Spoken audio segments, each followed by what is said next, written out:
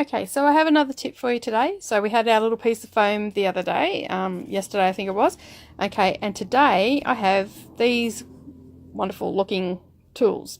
Okay, so these again are some of the tools that I use. And for anybody that's new to long arming, these tips, you don't necessarily have to use them, but these tips might come in handy for you.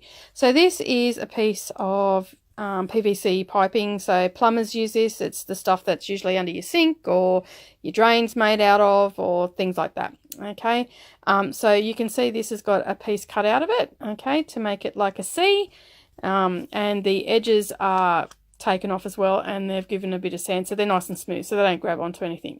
So what these are used for are on my leader rolls. Okay, so here you can see that I've got my wadding draped over my leader roll. So my backing goes on this, and it's nice and tight. You can't see it because the quilt's there at the moment. Okay, and then I've got my wadding, and then I've got my quilt top.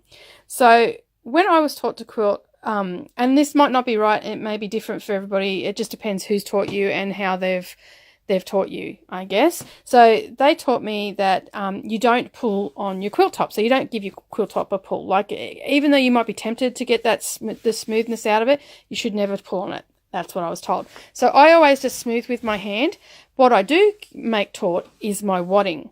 So basically I pull on the wadding, and that gets a nice flat surface, and then I can smooth my quilt out. So you can see here there's a little bit of bumpiness and stuff like that, and I smooth that out and it just goes away.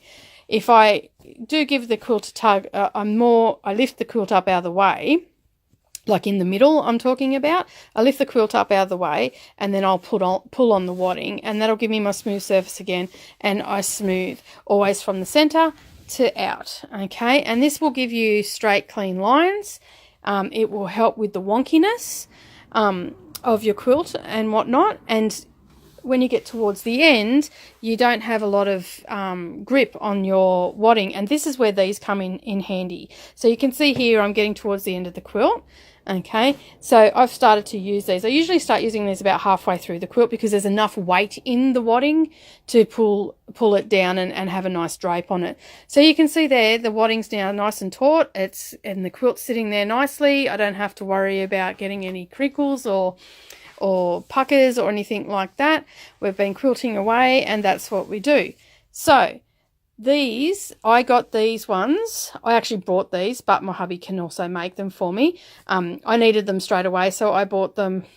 I think it was, I can't even remember where I got them from. It was somewhere in the States, but if you do a Google search for PVC pipe for quilting, that you'll find there's probably a few other things come up. I know that there's little C clamps that you can get that go over as well, and some people use them to load their quilts up as well.